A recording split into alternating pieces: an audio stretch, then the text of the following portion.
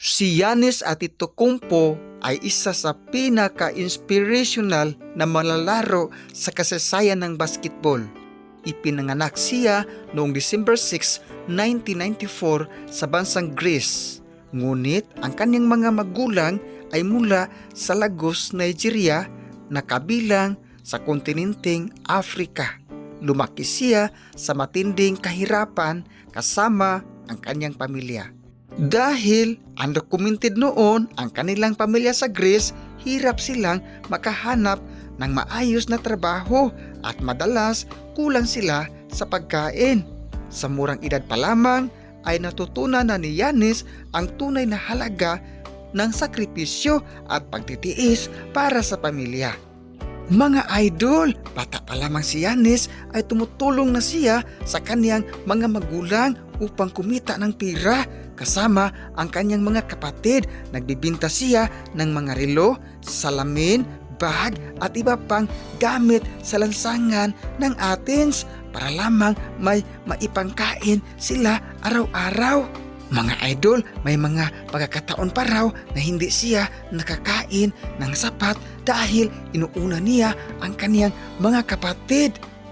Sa kabila ng hirap ng buhay, hindi siya sumuko at nanatiling matatag habang nangangarap ng mas magandang kinabukasan.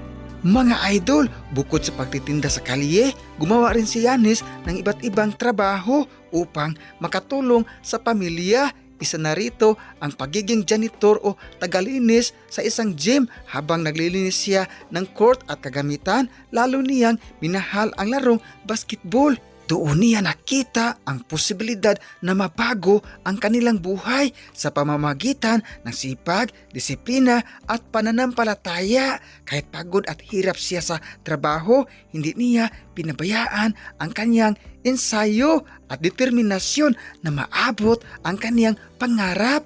Mga idol, kalaunan ay napansin ang kaniyang kakaibang talento sa basketball dahil sa kanyang taas, bilis at dedikasyon. Nabigyan siya ng pagkakataon na makapaglaro sa professional league sa Greece.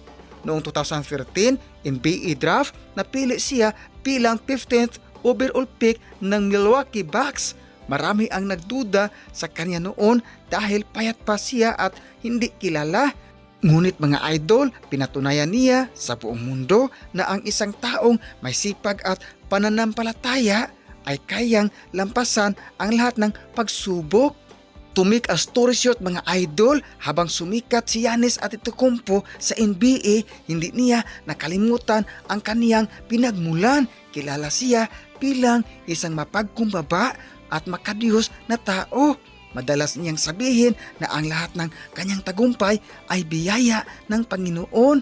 Sa bawat panalo at tagumpay, inuuna niyang pasalamatan ang Diyos at ang kaniyang pamilya na naging inspirasyon niya sa buhay. Hindi rin siya nagmamayabang kahit na naging isa na siya sa pinakamalakas na manlalaro sa buong mundo. Dahil sa kanyang pagsisikap, nagawa ni Giannis Antetokounmpo na maging NBA champion at finals MVP kasama ang Milwaukee Bucks noong 2021. Naging two-time NBA MVP rin siya at isa sa pinakamataas ang kinikita sa liga. Mula sa patang nagtitinda sa kalsada at naglilinis ng gym, naging milyonaryo at global superstar. Mga idol, ngunit higit pa sa pira at kasikatan, mas pinapahalagahan niya ang pamilya, respeto at pagiging mabuting tao. Ang buhay ni Giannis Antetokounmpo ay patunay na walang imposible sa taong may sipag, pananampalataya at determinasyon.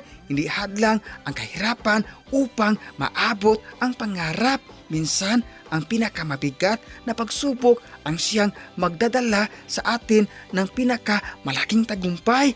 Kaya para sa lahat ng nangangarap, tandaan natin ang kwento ni Giannis Antetokounmpo. Magsikap, maniwala sa Panginoon, huwag sumuko at balang araw makakamit mo rin ang tagumpay na para sa iyo. At huwag nating kalimutan mga idol na walang tagumpay na hindi pinaghihirapan.